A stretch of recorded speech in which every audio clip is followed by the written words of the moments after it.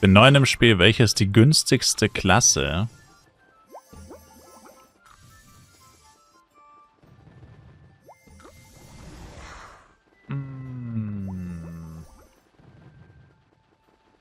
Schwer zu sagen momentan. Im Low-Level Jester, aber im High-Level höchstwahrscheinlich nicht Jester. Das weiß man tatsächlich momentan noch nicht so wirklich. Es könnte tatsächlich Bill Poster sein mittlerweile.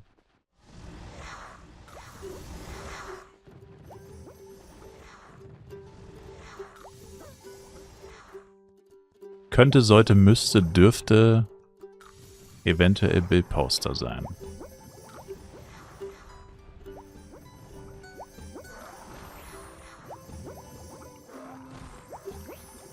Ich sag mal so, in dem Levelbereich, wo das für dich eine Rolle spielt, den musst du erstmal erreichen. Und im Low-Level ist es höchstwahrscheinlich noch Jester.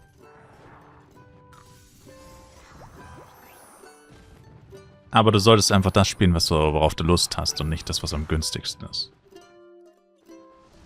Die günstigste Klasse zu spielen ergibt nur Sinn, wenn du es als reines Sprungbrett für eine spätere andere Klasse benutzt. Also wenn du sagst, mir ist es erstmal egal, was ich spiele, es soll einfach nur günstig sein, damit ich schnell Equipment finde und dann ab einem gewissen Level eventuell Bosse oder Geld farmen kann. Und dann benutze ich den nur als Sprungbrett. Kann man machen. Ist aber trotzdem ziemlich viel Zeit, die man dann in eine Klasse steckt, die man eigentlich gar nicht spielen will. Also ich würde es eigentlich keinem wirklich empfehlen, das so zu machen. Es sei denn, man hat sowas schon mal gemacht und weiß genau, dass einem das nicht demotiviert. Das zu spielen, was man eigentlich nicht mag. Was man eigentlich nicht spielen will.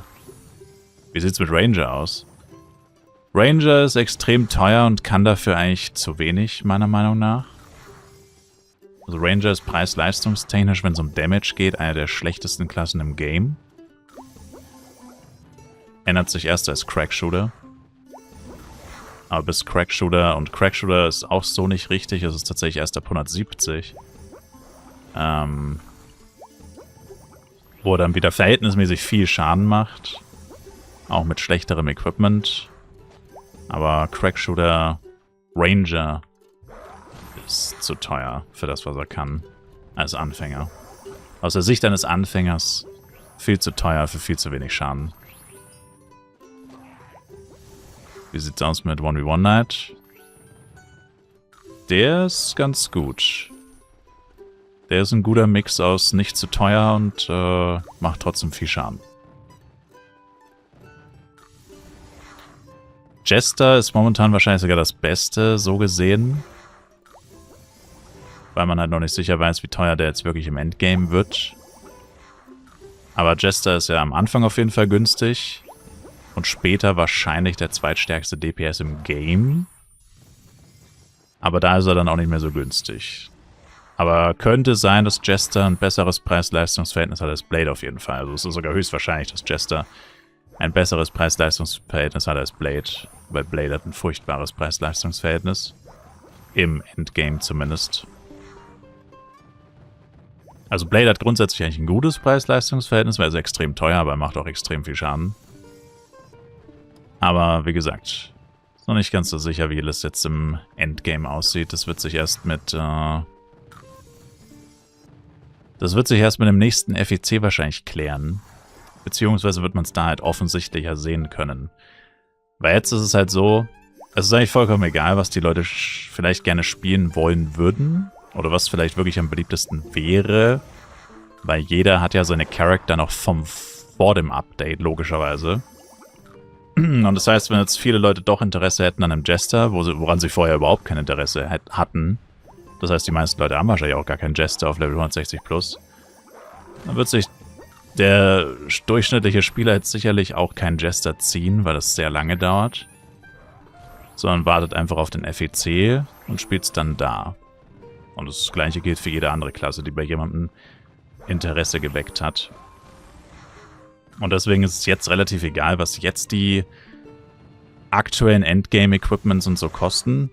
Also sag mal so, außer Psykeeper und Arcanist vielleicht, also Klassen, wo sich wenig bis gar nichts geändert hat. Vor allem im Sinne von, man muss sie wirklich spielen wollen.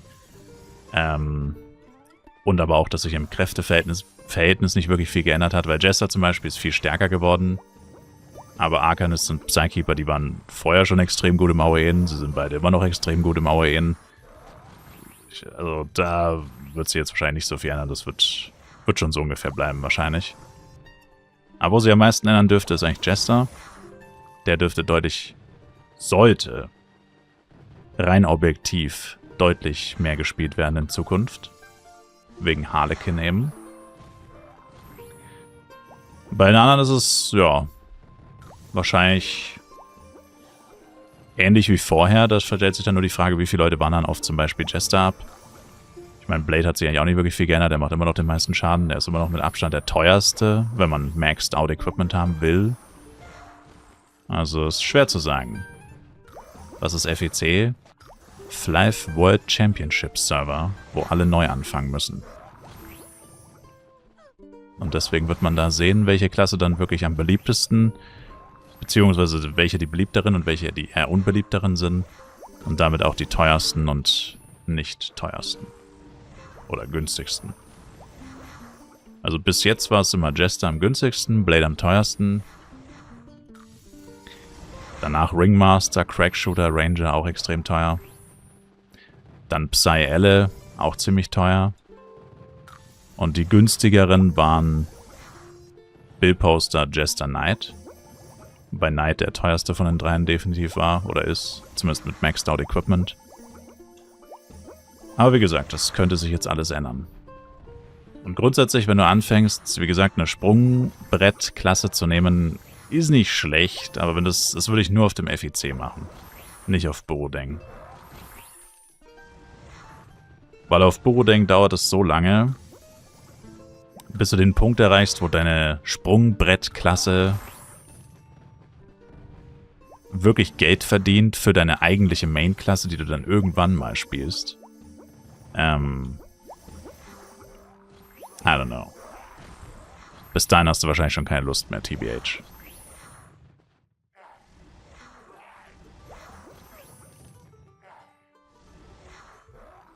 Wann kommt das?